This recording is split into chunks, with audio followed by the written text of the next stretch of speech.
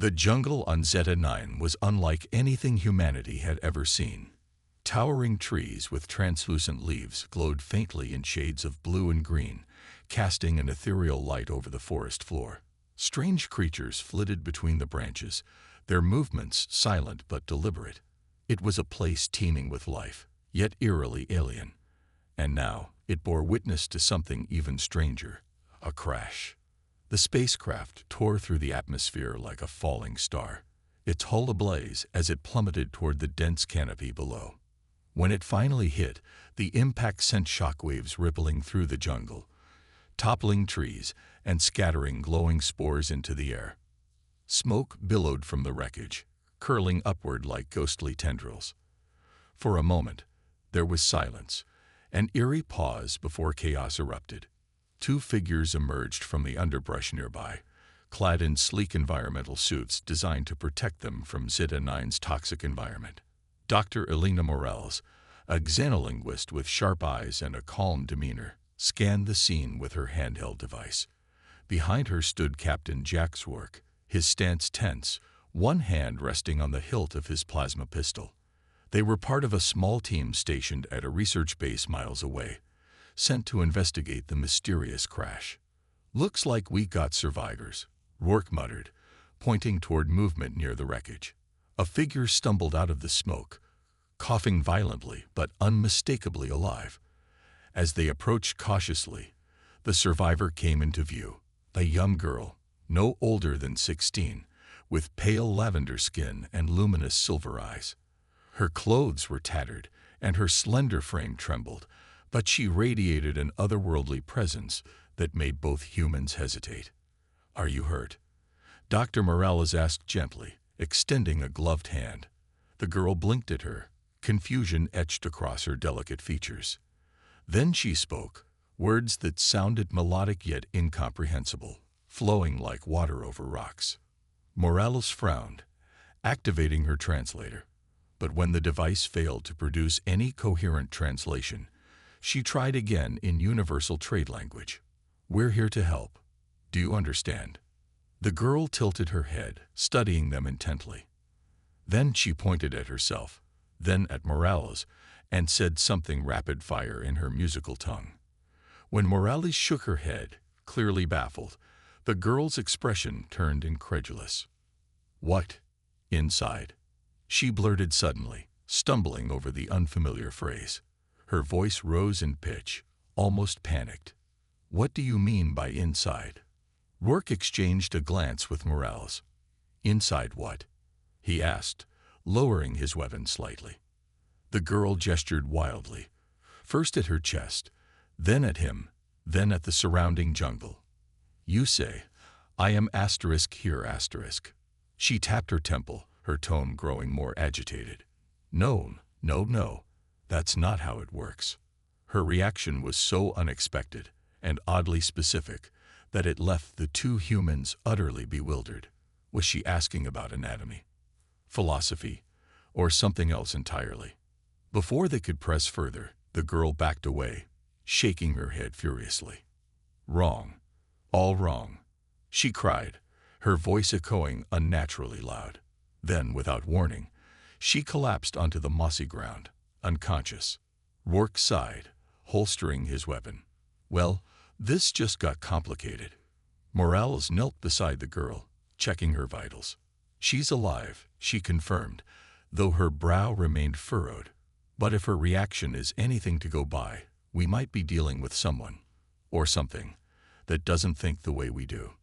As they carefully lifted the girl onto a hover stretcher, neither of them noticed the faint shimmer of energy emanating from her body, pulsing softly in rhythm with the glowing flora around them. Whatever secrets she carried, they were far bigger than either of them realized. And thus began their journey into the unknown, a journey that would challenge everything they thought they knew about life, identity, and the boundaries of existence. Back at the research base, the alien girl, whom they had tentatively named Lyra, was placed in a sterile observation room. The walls were lined with sensors and monitoring equipment, all calibrated to study her every movement, breath, and pulse. Yet despite their advanced technology, The humans quickly realized that understanding Lyra would be far more complicated than they'd anticipated. Dr. Elena Morales stood by the glass panel separating the observation room from the control center, watching as Lyra sat cross-legged on the floor. Her silver eyes darted around the room, taking in every detail with an intensity that made Morales uneasy. She wasn't scared or hostile. She just seemed curious and confused. "Anything yet?" Captain Jack Swerk asked, leaning against the console behind her. His tone was impatient, but laced with concern. They'd been trying to communicate with Lyra for hours, but the results were frustratingly inconclusive. Morales shook her head. "Her language is unlike anything I've encountered before. It's not just syntax or grammar. It's the concepts themselves. She doesn't have words for things we consider fundamental." "What do you mean?" Rourke asked, raising an eyebrow. "For starters, she has no word for inside, or self, or even body. Everything she says revolves around connections, flows between things, like she sees herself as part of something bigger rather than separate." Rourke frowned. "You're saying she doesn't think of herself as individual?" "Exactly." Morales turned back to the window. "When I tried explaining basic human anatomy, that we have organs inside us, systems working together, she got visibly upset. She kept repeating, 'That's not possible. How could you live trapped?'" "Trapped?" Rourke echoed, his voice tinged with disbelief. "Sounds like a pretty dramatic way to describe biology." "It's not just dramatic, it's existential," Morales replied.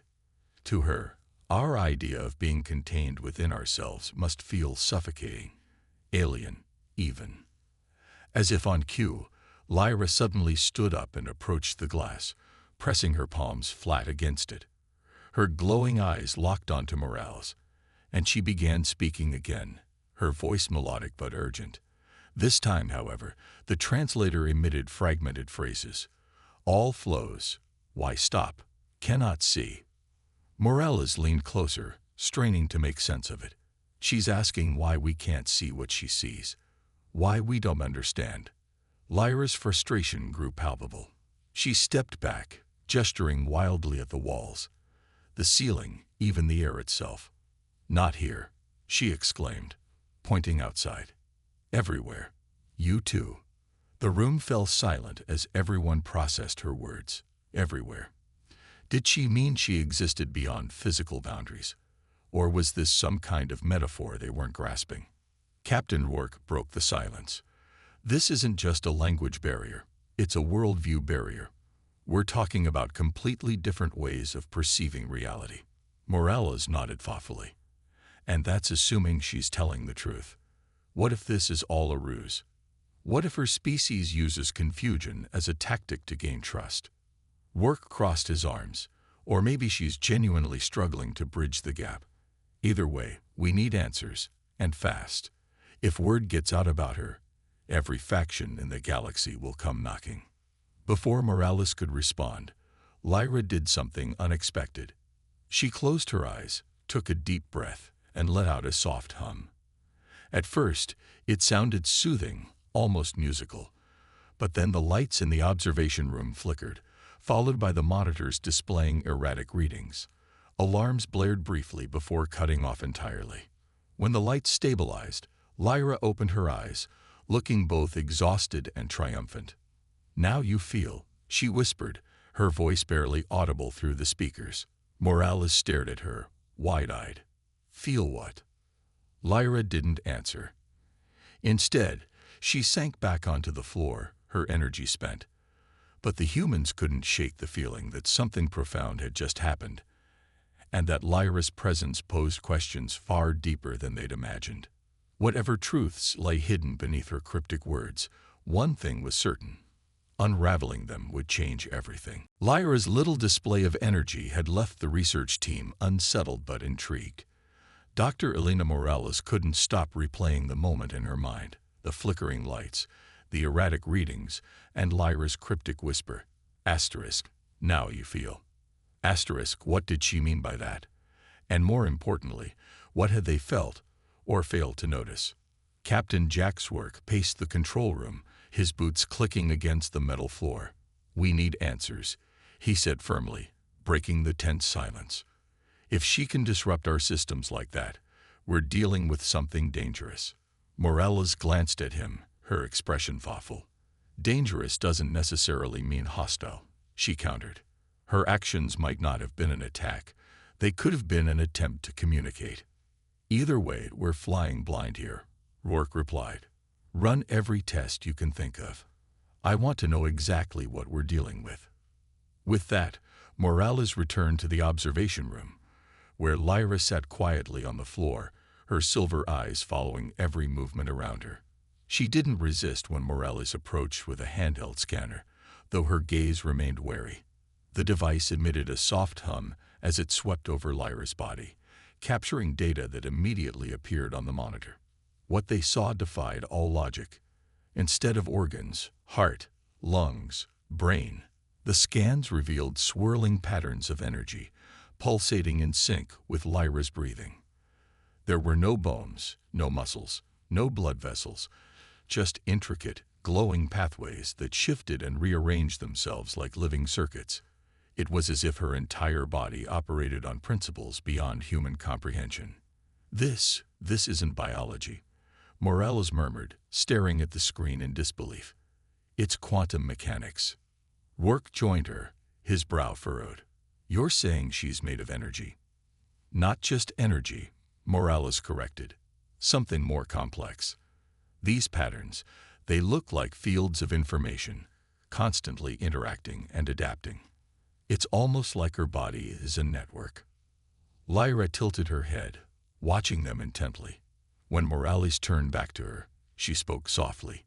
"See now?" she asked, gesturing toward the monitor. "No walls. No cages." "No walls," Morales repeated slowly, trying to process the implications. "So your people, they don't have individual bodies." Lyra hesitated, then shook her head. "Not like yours. We are flows. Connected. Connected to what? Each other? The universe?" The question hung heavy in the air, unanswered. Rourke leaned closer to the glass, his voice sharp. "If you're part of some kind of collective, why send you alone? Why crash here?" Lyra flinched at his tone, her earlier calm giving way to agitation. "Not sent," she snapped, her voice rising. "Lost. Pulled apart. Not supposed to be. Separate." Her distress triggered another surge of energy, causing the equipment in the room to shudder violently. Lights dimmed, monitors crackled, and alarms blared once again. This time, however, the disruption lasted longer, forcing the humans to retreat behind reinforced barriers until the storm subsided. When they returned, Lyra was slumped against the wall, trembling. Her voice was barely a whisper. "Too much, too small here." Morales knelt outside the glass, speaking gently. "Lyra, we're trying to understand, but everything about you challenges what we know about life. Help us, please." For a long moment, Lyra said nothing. Then, with visible effort, she met Morales' gaze. "You do not see yourselves clearly," she said softly. "You build walls inside. Inside me there are none." Her words lingered in the air, haunting yet profound. As the researchers exchanged uneasy glances, one thing became clear. Lyra wasn't just an anomaly. She was a mirror reflecting humanity's deepest fears and limitations, and perhaps their greatest opportunity for growth. News of Lyra's existence spread faster than the research team could contain it. Despite their best efforts to keep her presence classified, encrypted transmissions intercepted by unknown sources confirmed what many had suspected. Something extraordinary had landed on Zeta-9. Within days, factions from across the galaxy began mobilizing. Corporate entities eager to exploit her abilities, religious zealots claiming she was a divine messenger, and militaristic regimes viewing her as a potential weapon. Back at the research base, tensions were mounting. Dr. Elena Morales tried to focus on understanding Lyra, but the constant interruptions from panicked superiors and nosy officials made progress nearly impossible. Captain Jack's work spent most of his time fortifying the facility, knowing full well that they wouldn't remain undisturbed for long. Meanwhile, Lyra herself seemed increasingly aware of the chaos brewing around her. She spent hours watching holographic media archives provided by the researchers, attempting to piece together humanity's culture and values. Her reactions ranged from bafflement to outright horror, especially when confronted with depictions of war, greed, and isolation. One evening, as Morales reviewed data in the control room, Lyra approached the glass partition separating them. Her silver eyes glowed brighter than usual, betraying a mix of frustration and determination. "You fight," she said suddenly, pointing at images of battles playing on a nearby screen. "Why?" Morales sighed, setting down her tablet. "Because we disagree. Because we fear each other. Because we don't know how to be anything else." Lyra stared at her, unblinking. "You live inside walls," she said slowly. "Inside your bodies, inside your minds, inside your homes, your ships, your worlds, always trapped." "It's not trapping," Morales argued gently. "It's protecting ourselves. We need boundaries to survive." "Boundaries cut connections," Lyra shot back, her voice rising. "They make you small, alone." The argument escalated until Lyra slammed her fist against the glass, startling everyone in the room. "How can you endure this?" she demanded. "How can you live without flow, without unity?" Her outburst triggered another surge of energy, this time causing the lights to flicker wildly and the temperature in the room to drop sharply. The humans stumbled back, shielding themselves instinctively, while Lyra stood frozen, her expression a mixture of pain and anger. When the disturbance subsided, Morales cautiously stepped forward. "Lyra, please try to understand. We're not like you. Our way of life isn't perfect, but it's all we've ever known."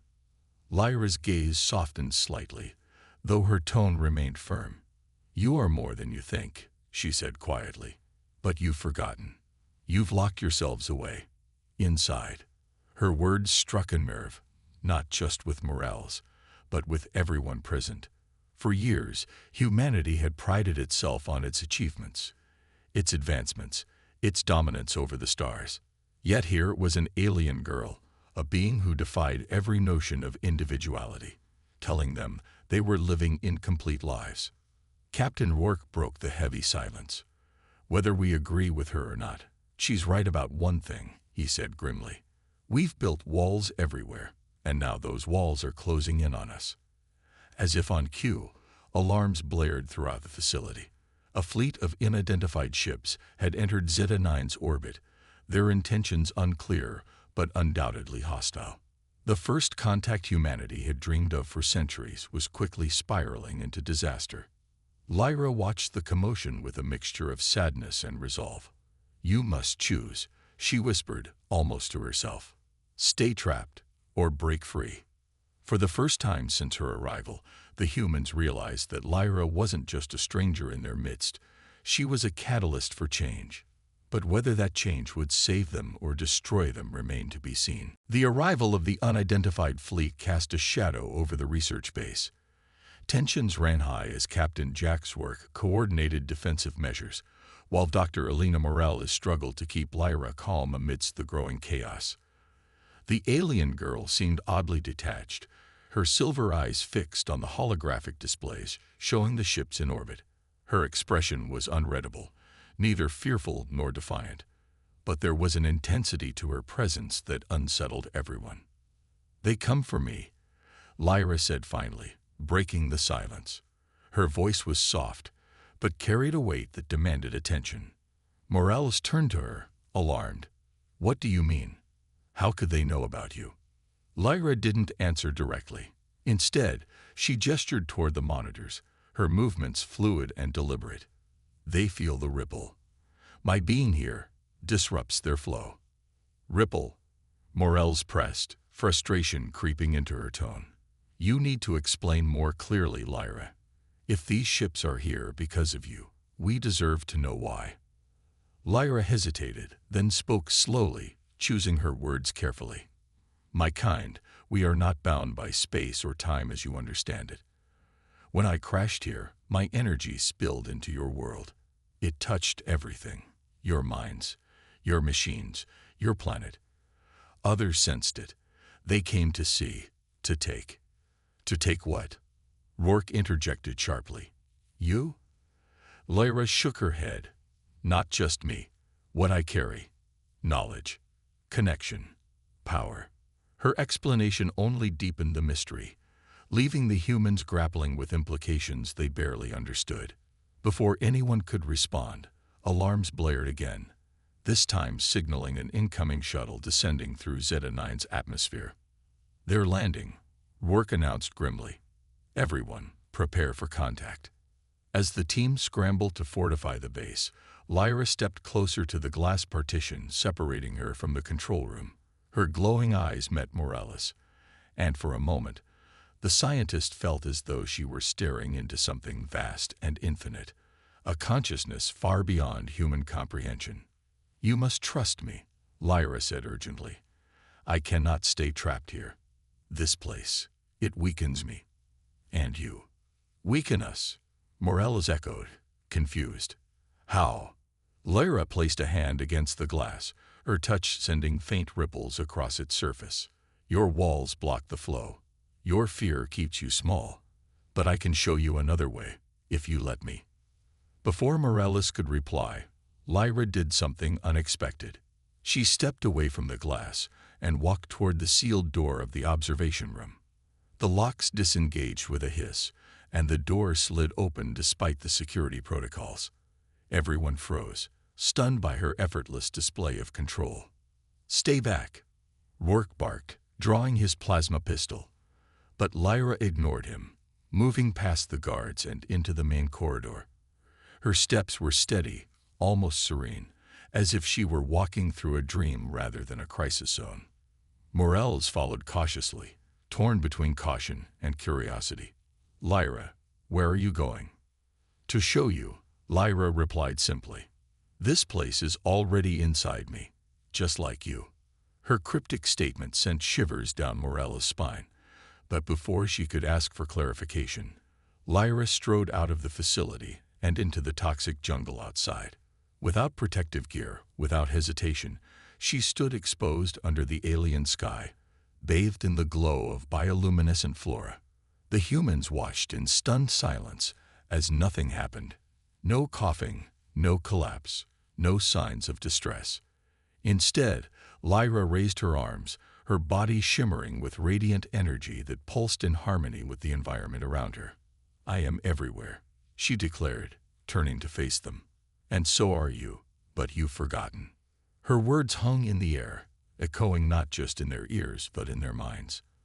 For the first time, the humans began to wonder, was Lyra truly dangerous, or was she offering them a chance to break free from the boundaries they'd built around themselves? But as the distant hum of approaching shuttles grew louder, one thing was certain. Time was running out to decide. The jungle outside the facility was eerily silent as Lyra stood bathed in its glowing light, her energy resonating with the alien environment.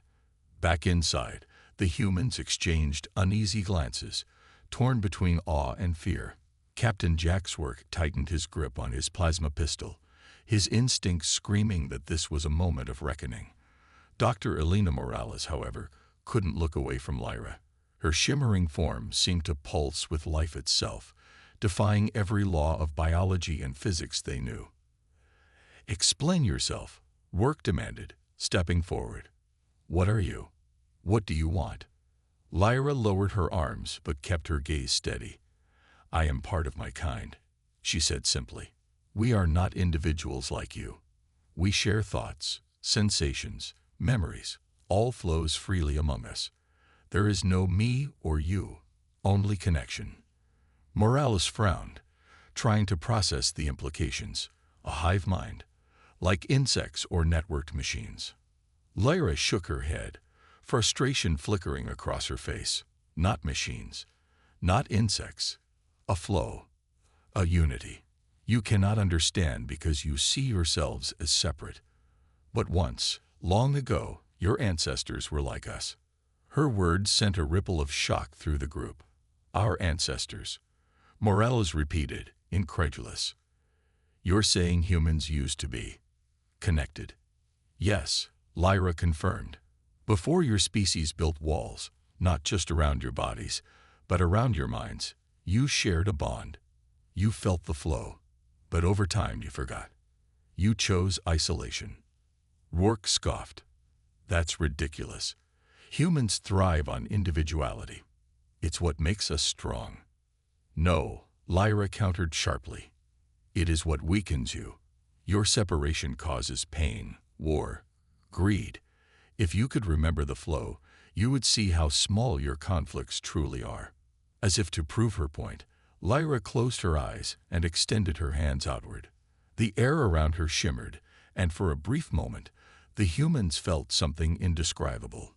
A sense of vastness, of infinite connection.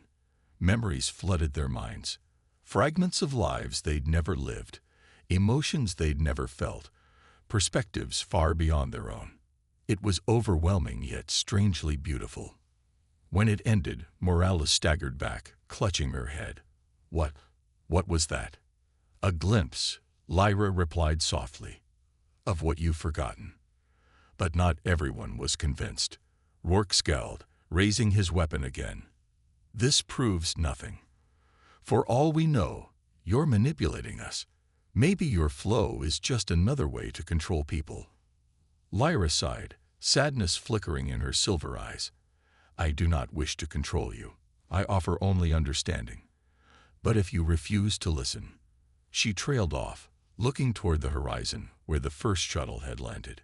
Shadows moved in the distance, armed figures approaching the facility. Time was running out. Morales stepped forward, determination replacing her earlier hesitation. Lyra, if you're telling the truth, if there really is another way, then show us. Help us remember. For the first time since her arrival, Lyra smiled, a faint, hopeful curve of her lips.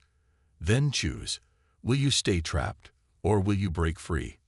Before anyone could respond, the sound of gunfire echoed in the distance. The invaders had breached the perimeter.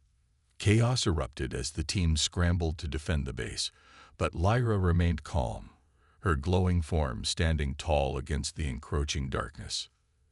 You must trust me, she whispered, her voice carrying an urgency that silenced even the most skeptical among them. Together, we can change everything. And for the first time, the humans began to wonder, could Lyra's vision of unity save them?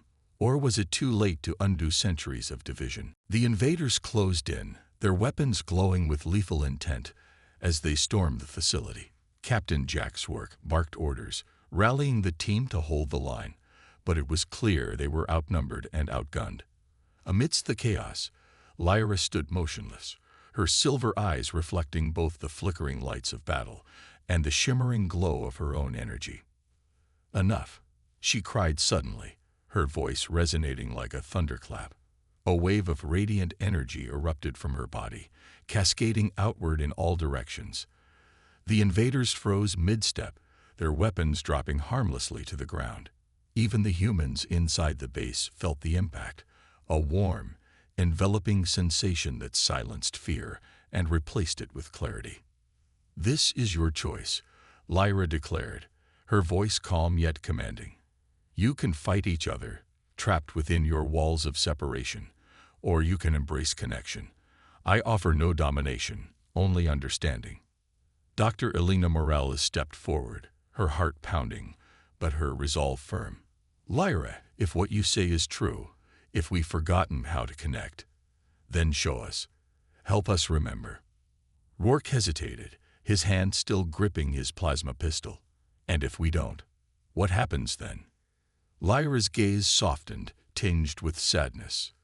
Then you remain as you are, trapped in small lives, fearing one another until the end of your days. Her words struck a chord deep within the group. For so long, humanity had defined itself by boundaries, between nations, ideologies, even individuals. But now, faced with the possibility of something greater, doubt began to creep into their minds. Could they truly let go of everything they'd ever known?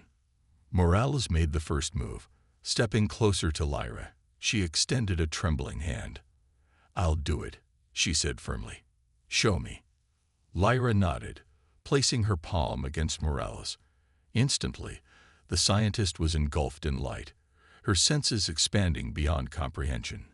She saw herself not as an isolated being, but as part of an infinite web, a tapestry woven from countless threads of life. Memories flooded her mind. Distant stars, ancient civilizations, and the faint echo of unity humanity had once shared. When it ended, Morales collapsed to her knees, tears streaming down her face. "I see it," she whispered, awestruck. "We're connected." Inspired by her transformation, others began stepping forward.